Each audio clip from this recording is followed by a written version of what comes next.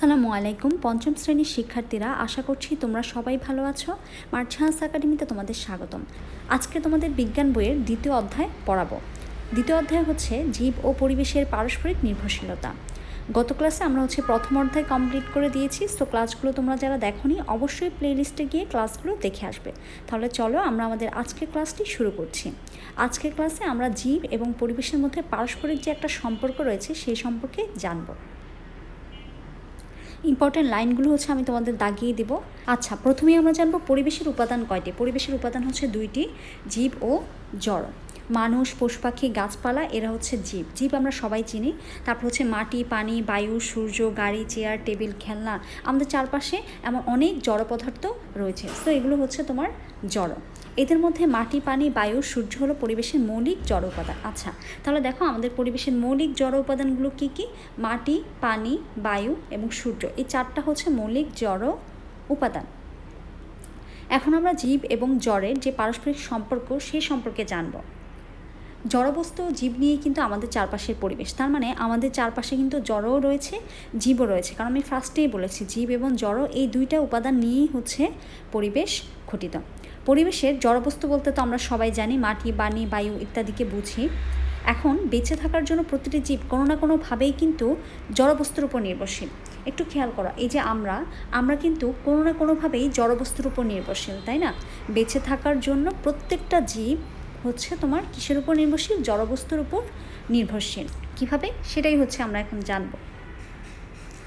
তাহলে দেখো এখানে খুব সুন্দর করে দেওয়া আছে, আমাদের বেঁচে থাকার জন্য পরিবেশের যে সকল জড়বস্তুর উপর আমরা নির্ভর করি তাদের নাম নিচের ছকে দেওয়া আছে। এখন এই জড়বস্তুগুলো কী কাজে ব্যবহার করা হয় সেটাই তোমাদের খুঁজে বের করতে হবে। আচ্ছা, তাহলে দেখো জড়বস্তুগুলো কী কী? পানি, বায়ু, সূর্য, মাটি। এখন বলো, পানি আমরা কী কাজে ব্যবহার করি? পানি আমরা পান করা, গোসল করা, তারপর চাষাবাদ করা ইত্যাদি বিভিন্ন কাজে আমরা পানি ব্যবহার করি। তারপর আমরা জানবো বায়ুকে আমরা কী কাজে ব্যবহার করি, সূর্যকে আমরা কী কাজে ব্যবহার করি এবং মাটিকে আমরা কী কাজে ব্যবহার করি। তাহলে আচ্ছা, নেক্সট দেখো বায়ু আমরা কী কাজে ব্যবহার করি? শ্বাস নেওয়া, তাই না? আমরা যখন শ্বাস নিই তখন আমরা কী করি? তখন আমরা কার্বন ডাইঅক্সাইড ছাড়ি এবং অক্সিজেন গ্রহণ করি। তো শ্বাস নেওয়ার কাজে আমরা বায়ুটাকে ব্যবহার করি। তারপর পালতোলা নৌকা। পালতোলা এক ধরনের নৌকা ছিল, যে নৌকাটা চালাতে একটা সময় কী করা হতো? এই বাতাসকে কাজে লাগানো হতো। পালতোলা নৌকা দেখতে কেমন তোমরা যদি একটু খেয়াল করো, অনেকটা তোমার উপরের দিকে কি থাকে? এই যে পালতোলা নৌকাটা তোমার ঠিক এরকম, উপরের দিকে এরকম পাল তোলা থাকতো। তোমরা নিশ্চয়ই দেখেছো পালতোলা নৌকা। সো এটা তোমার কি? পালতোলা নৌকা, বুঝতে পারছো? সো এই পালতোলা নৌকা চালানোর জন্য একটা সময় কি করা হতো? বায়ুকে ব্যবহার করা হতো। তারপর দেখো নেক্সট আমরা জানবো সূর্য। আলো ও তাপ প্রধান। সূর্য আমাদের কি দেয়? সূর্যের কারণে পৃথিবীতে আলো আসে। তারপর তোমরা আজকে তোমাদের একটা ইন্টারেস্টিং বিষয় জানাবো, সেটা যে আমরা দূর থেকে যে সুন্দর চাঁদকে দেখতে পাই, উজ্জ্বল রঙের সাদা, এই চাঁদের কিন্তু নিজস্ব কোনো আলো নেই। তার মানে এই চাঁদটা কিন্তু পুরোটাই অন্ধকার, এটার নিজের কোনো আলো নেই।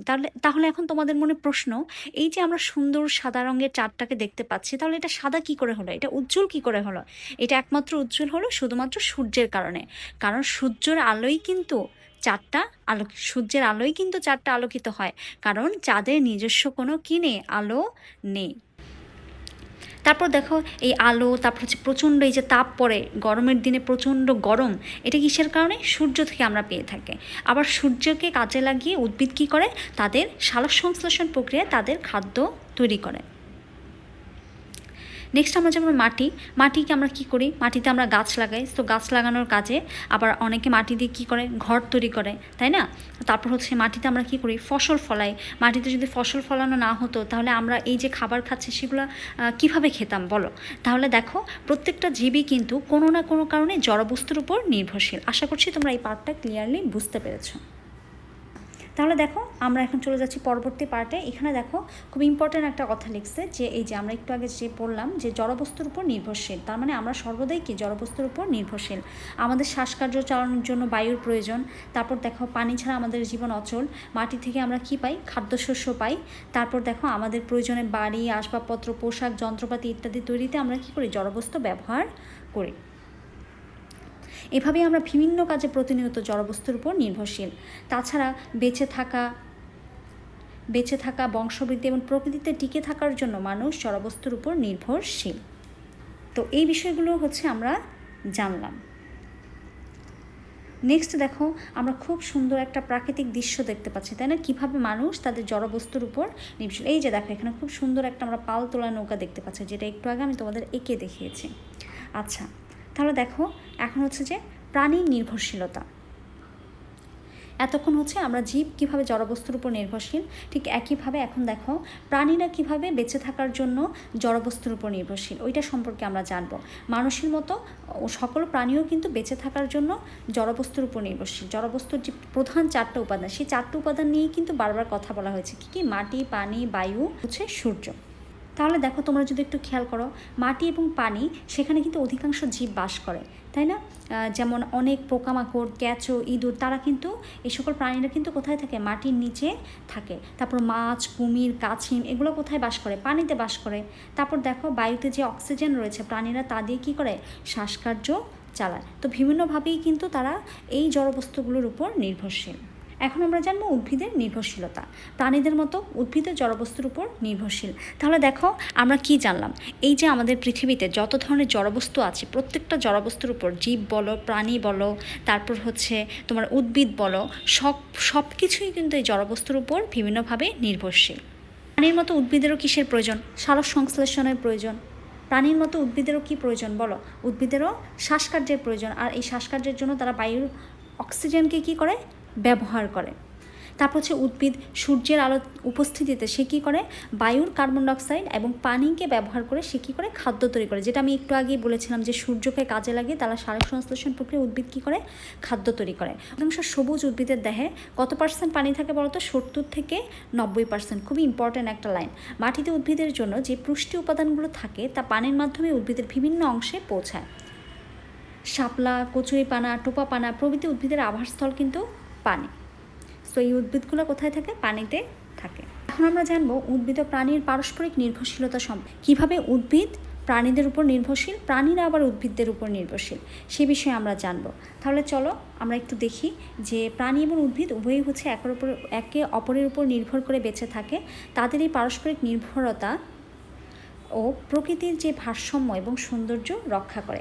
এটা কি করে? তাদের এই মানে উদ্ভিদ এবং প্রাণীর প্রত্যেকের পারস্পরিক নির্ভরশীলতার কারণে প্রকৃতিতে একটা ভারসাম্য বিরাজ করে। এখানে দেখো, উদ্ভিদ এবং প্রাণীর নির্ভরতা সম্পর্কে আমরা খুব সুন্দর একটা প্রাকৃতিক দৃশ্য দেখতে পাচ্ছি, তাই না?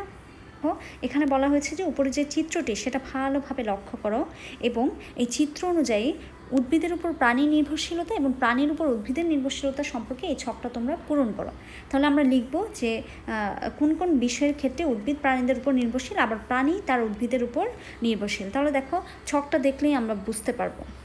গরু এখানে কি খাচ্ছে বলো তো? গরু এখানে ঘাস খাচ্ছে। সো আমরা বলতেই পারি যে প্রাণী হচ্ছে খাদ্যের জন্য উদ্ভিদের উপর নির্ভরশীল। তারপর দেখো, ওই যে পাখি দেখো এখানে গাছের ডালে বাসা বেঁধেছে, তাই না?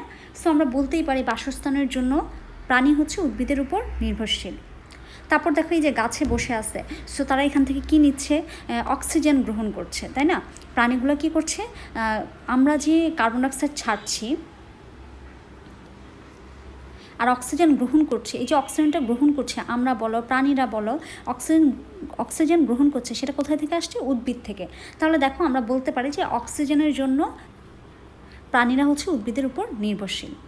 আচ্ছা, নেক্সট এখন আমরা জানবো উদ্ভিদরা কেন প্রাণীর উপর নির্ভরশীল। আমরা যেমন পড়ছিলাম অক্সিজেন, ঠিক একইভাবে কার্বন ডাইঅক্সাইডের জন্য উদ্ভিদরা হচ্ছে প্রাণীর উপর নির্ভরশীল। কারণ প্রাণীরা কি ছাড়ে? কার্বন ডাইঅক্সাইড ছাড়ে। তো উদ্ভিদরা কী করে? সেই কার্বন ডাইঅক্সাইড গ্রহণ করে। কারণ সেই কার্বন ডাইঅক্সাইড দিয়েই তারা কী করে? সূর্যের আলোকে কাজে লাগিয়ে তারা কী করে? তাদের শর্করা জাতীয় খাদ্য তৈরি করে, অর্থাৎ তাদের নিজেদের জন্য খাদ্য তৈরি করে। বলতে পারে পুষ্টির জন্য, তাদের পুষ্টি চাহিদার জন্য, তাদের খাদ্য তৈরির জন্য তারা কি করতে পারে? উদ্ভিদরা হচ্ছে প্রাণীদের উপর নির্ভরশীল। তারপর আরেকটা বলতে পারি পরাগায়নের জন্য। কারণ দেখো, এই যে আকাশে আমরা পাখি উড়ে যেতে দেখছি, এই পাখিগুলো কি করে? পাখিগুলো হচ্ছে এই গাছের খাবার খেয়ে আবার যখন অন্য গাছে গিয়ে বসে, তখন তাদের মধ্যে কি ঘটে? পরাগায়ন ঘটে। অর্থাৎ তাদের মধ্যে পরাগায়নের ফলে কি হয়? বংশবৃদ্ধি হয়। বুঝতে পারছো?